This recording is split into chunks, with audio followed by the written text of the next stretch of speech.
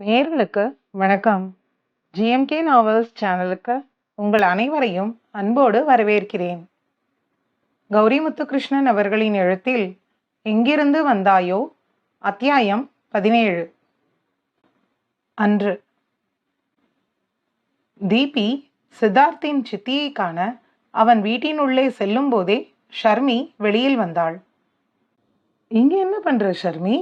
மேகா எங்க? தீபி கேட்க, இன்னைக்கு பாட்டியும் பேத்தியும் ஒன்னா இருக்கிற நாள், எனக்கு லீவ்.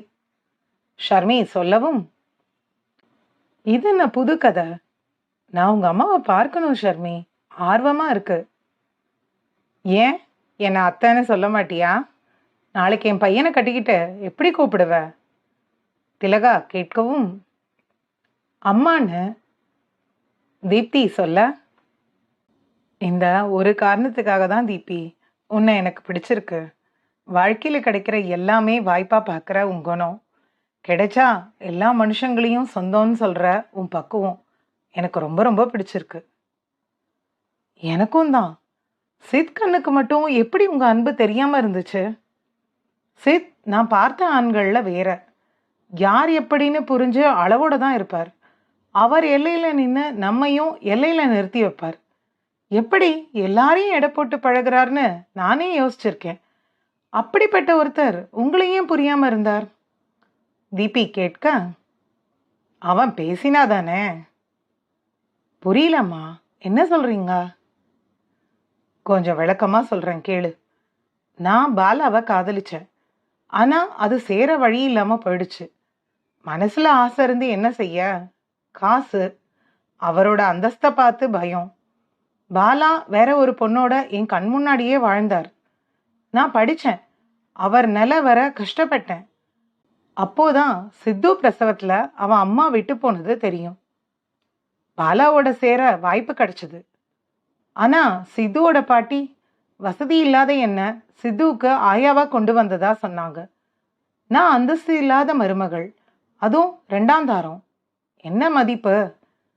இயற்கையா சித்து மேல வர வேண்டிய பாசம் ஏனோ வெறுப்பா மாற ஆரம்பிச்சிருந்தது. பாலாவும் அவர் முதல் மனைவி சித்து எல்லாம் காரணம் காட்டி என்கிட்ட ஒட்டவே இல்லை. சித்து பாட்டி சித்துக்கு 4 வயசு இருக்கும்போது தவறி போனாங்க. பாலா என்னோட நெருங்க ஆரம்பிச்சிருந்தார். புருஷன் தானே உலகம்னு வந்தேன். அவர் பார்வை என் மேல பட ஆரம்பிச்சிருந்தது. அவர் ஏக்கம் தீர என்ன தேடினார். கணவன் மனைவிக்கு இடையில இது சகஜம்தானே. நான் உண்டானேன். அவர் துணை இல்லாத என்ன தாங்கினார். எனக்கும் அவருக்கும் ஷர்மிளா பிறந்தா. பாலா என்னையும் ஷர்மியையும் கண்ணுல வச்சு பார்த்துக்கிட்டு இருந்த அதே நேரம் சித்து அன்பு இல்லாம தவிச்சிருக்கான். தெரியாம வந்த வெறுப்புல எங்கேயோ நான் அவனை விட்டுட்டேன். பாலா கவனிப்பு இருக்கும்னு நம்பி.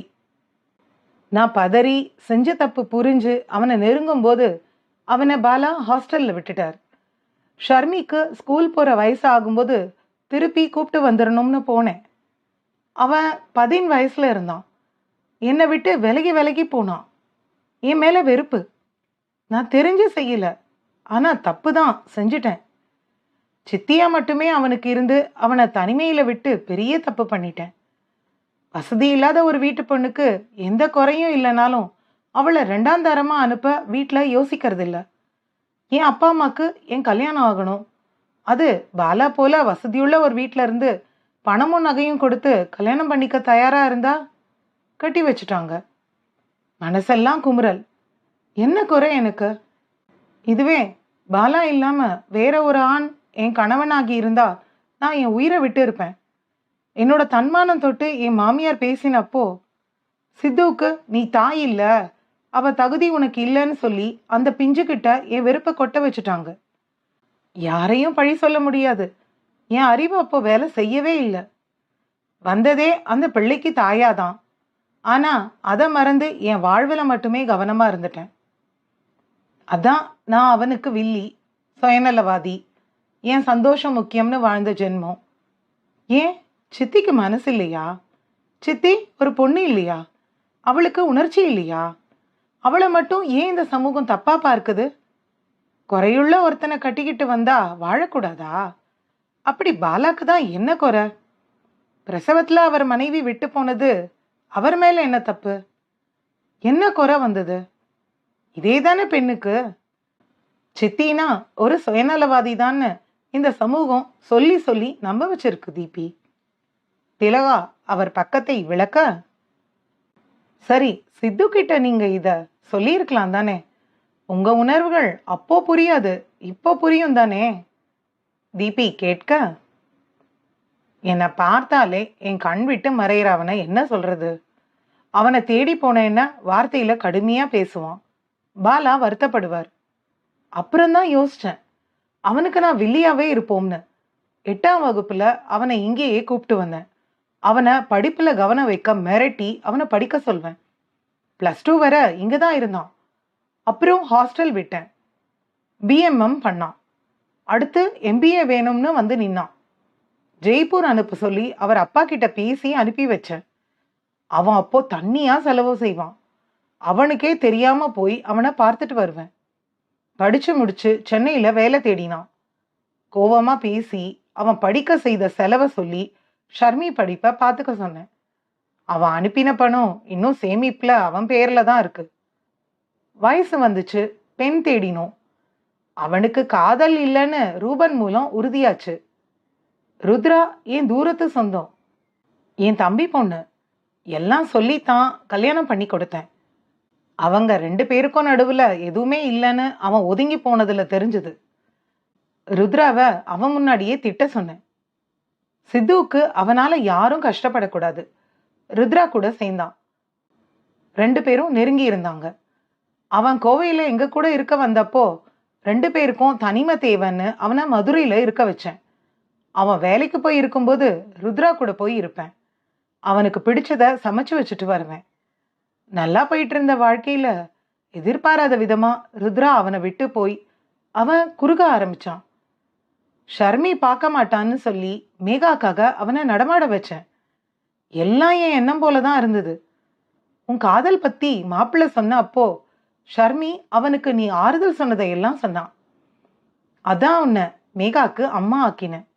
அவனுக்கு சித்திய பிடிக்காது. என் மகனுக்கு தான் நான் இருந்தும் அம்மாவா இருக்க முடியல. என் பேத்திக்கு நீ அம்மாவா தான் இருக்கணும். இதோ அம்மா ஆகிட்ட பாரு நீ. திலகா அனைத்தையும் சொல்லி சிரிக்க தீபி அவரை அணைத்து கொண்டாள்.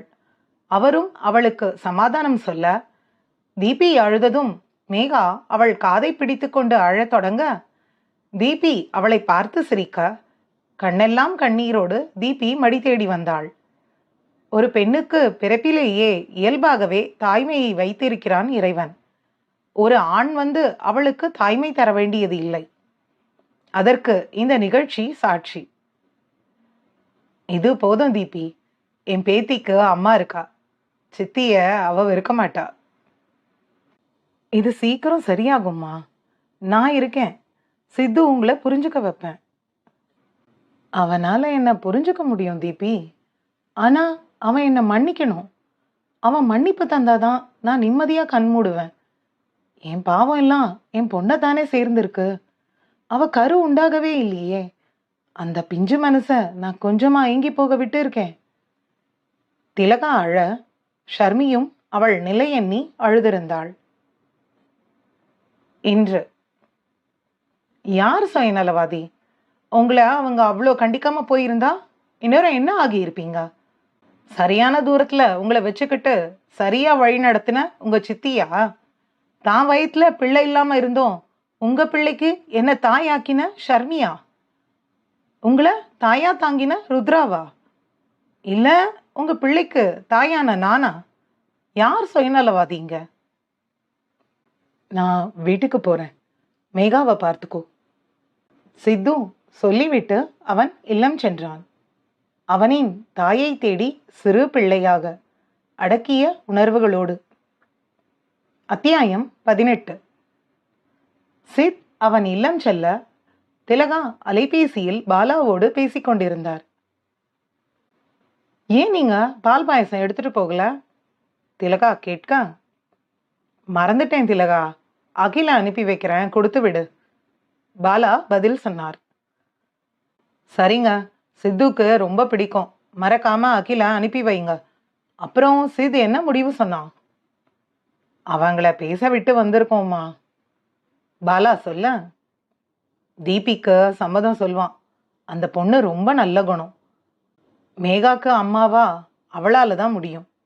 அவர் பேசிவிட்டு அலைபேசி வைக்க சித்து அவர் முன்னே வர ஒரு நொடி திகைத்தவர் பின் அவனை வரவேற்றிருந்தார். வா சித்து, உன் அப்பாவை பார்க்க வந்தியா? அவர் வெளியில போயிருக்கார். நான் என் அம்மாவை தேடி வந்திருக்கேன். எனக்கு என் அம்மா வேணும். சித்தார்த் சொல்ல திலகா புரியாது அவன் முகம் பார்க்க அவன் திலகா கைகளை பிடித்து முகம் புதைத்து அழுதிருந்தான். திலகாவும் அவனுடன் அழுதிருந்தார். அவன் அழுது சமாதானமாக, போதும் சித்து அழுதது.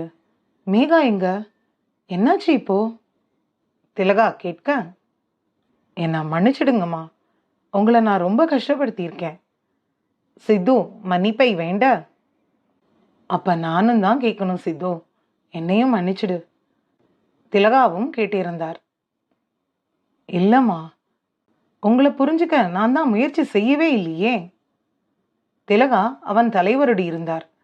தாய்க்கும் பிள்ளைக்கும் இருந்த மாயசுவரை விலக்கி கொடுத்து விட்டாள் தீப்தி. பாலா இல்லம் வரும்போது சித்து அவன் தாய்மடியில் தலை வைத்து படுத்திருந்தான். அவருக்கு ஆச்சரியம். பின் சித்து எல்லாம் விளக்கமாக சொல்ல பாலாவும் அவனை தோளில் சாய்த்து கொண்டார். அவன் இழந்த அன்பு அவனோடு வந்து சேர்ந்து கொண்டிருந்தது. பாலா அலைபேசியில் தீபியை அழைத்து விவரம் சொல்லி சித்து தன்னோடு இருப்பதாகவும் மேகாவை அழைத்து வரும்படியும் கூறினார். அவளும் விஷயம் அறிந்து மகிழ்ந்திருந்தாள். ஆனால் அவளுக்கான முடிவு? ரூபனும் ஷர்மியும் அதற்குள் விஷயம் அறிந்து வந்திருந்தனர். ஷர்மி அவள் அண்ணன் தோளில் சாய்ந்து அழுதாள். அங்கு நிலைமை சகஜமாகிக் கொண்டிருந்தது. தீபி மேகாவை அழைத்து கொண்டு அவன் இல்லம் சென்று வாசலில் நின்றே மேகாவை திலகா கையில் தந்துவிட்டு கிளம்பினாள். வா தீபி, உள்ளவா. திலகா அழைக்க, இல்லம்மா, நான் உள்ள வரமாட்டேன். எல்லாம் சொன்னேன், கேட்டு அவர் உங்களை தேடி வந்துட்டார். எனக்கு பதில் சொல்லவே இல்லை. எனக்கு பதில் சொல்ல சொல்லுங்க. சரின்னு சொன்னா உரிமையோட உள்ள வரேன், இல்ல இப்படியே போயிடுறேன். பதில் சொல்லு சேத். திலகா கேட்க, அண்ணா சரின்னு சொல்லு. ஷர்மி தீப்திக்கு பதில் கேட்டு நின்றாள். மேகாவை நீங்க பார்த்துக்கோங்க. எதுக்கு கல்யாணம் எனக்கு? எனக்கு தான் நீங்க இருக்கீங்க தானே. தீபி அவன் பதிலில் அவளுக்கான பதிலை அறிந்து திரும்பி நடக்க திலகா அவளின் கையில் மேகாவை கொடுத்து, தாயையும் பிள்ளையும் பிரிக்க முடியாது. நீயாச்சு உன் பொண்ணாச்சு, போங்க. தீபி மேகாவை பார்த்து அழ மேகா முகம் மாறி நொடியில் அழுதிருந்தாள். என்னையே அம்மான்னு சொன்னீங்க, என்னால இவளை விட்டு இருக்க முடியல. நான் இப்ப என்ன செய்வேன்? தீபி முகம் மூடி அழ மேகா அவளை பார்த்து பெரும் குரல் எடுத்து அழ சித்து மேகாவை கையில் தூக்கி கொண்டான். அவளோ தன் தாயின் கண்ணீரின் காரணம் புரியாது தேம்பி தேம்பி அழ, தீபி அழாத, உன்னை பார்த்து பாப்பா அழறா. சரி, எனக்கு சம்மதம், போதுமா?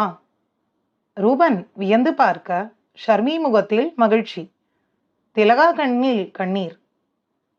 இந்தா இவளை சமாதானம் பண்ணு.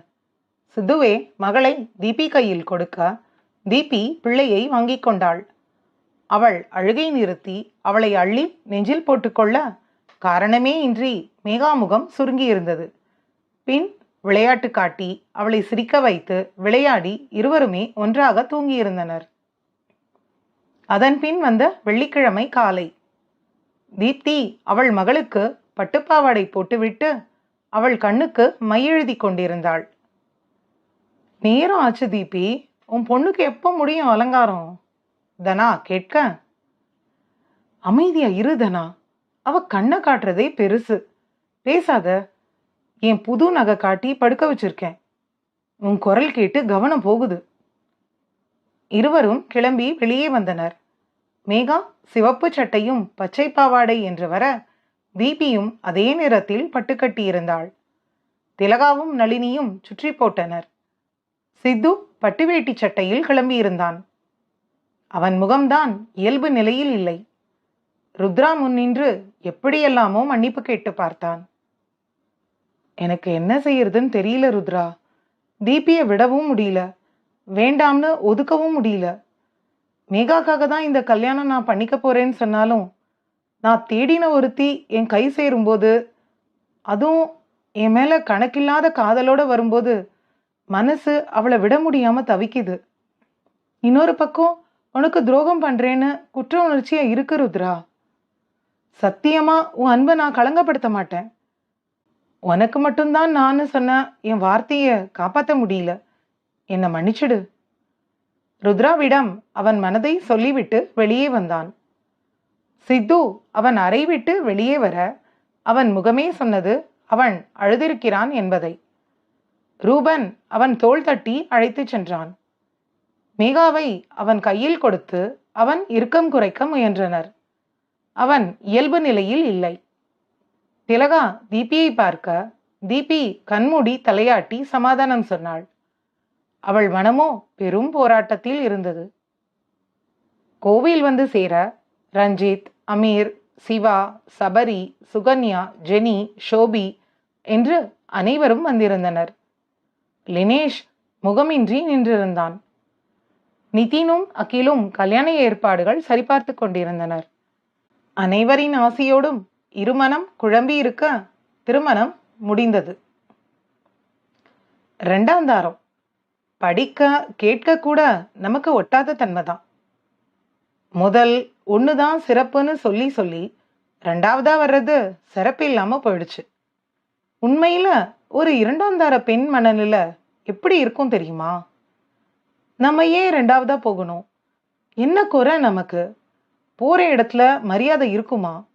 கணவன் மனசுல இடம் கிடைக்குமா? அவர் அன்பும் ஆதரவும் கிடைக்க என்ன செய்யணும்?